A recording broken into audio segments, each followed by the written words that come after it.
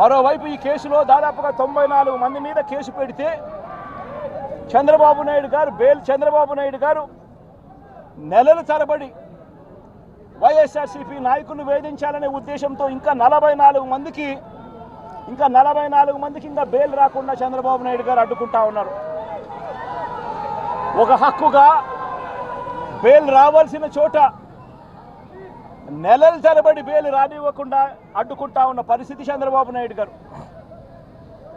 ఇదే సత్యవర్ధన్ అనే వ్యక్తి మెజిస్ట్రేట్ దగ్గరికి తాను వచ్చి జరిగిన ఘటన గురించి మెజిస్ట్రేట్ దగ్గర వాంగ్మూలం తాను ఇచ్చేస్తే మిగతా వాళ్ళందరికీ కూడా బెయిల్లు వస్తాయి అనే ఉద్దేశంతో పోలీసులు చంద్రబాబు నాయుడు గారు ఇద్దరు కూడా కుట్ర పన్ని సత్యవర్ధన్ అనే వ్యక్తిని 20 సార్లు మెజిస్ట్రేటు రమ్మని సమన్లు పంపించినప్పటికీ కూడా ప్రతిసారి దాటేసుకుంటూ రాకుండా ఎగరగొడుతూ పోయాడు.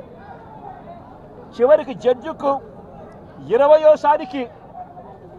ఇన్నిసార్లు సమన్లు ఇచ్చినా కూడా ఈ మనిషి రాకపోవడం అన్యాయము అని పోలీసుల మీద గట్టిగా జడ్జి తిట్టి ఖచ్చితంగా సమన్లు ఇవ్వండి, నెక్స్ట్ టైం వచ్చేట్టుగా ఖచ్చితంగా చూసుకోండి అంటే అప్పుడు మరుసటి వాయిదాకు సత్యవర్ధన్ అనే వ్యక్తి తానంతటి తానే హాజరై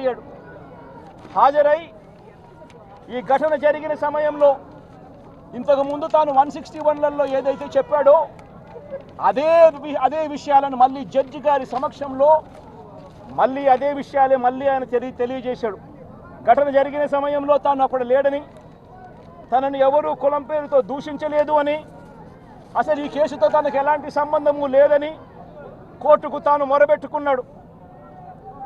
తాను తన తల్లి ఇద్దరు కలిసి ఆటోలో కూర్చొని కోర్టుకు వచ్చామని, తన స్టేట్మెంట్ వెనుక ఎవరి బలవంతము లేదు అని ఫిబ్రవరి 10వ తారీఖు 2025 ఫిబ్రవరి 10 2025 ఫిబ్రవరి 10న జడ్జి గారి ముందర స్టేట్మెంట్ తాను ఇచ్చాడు.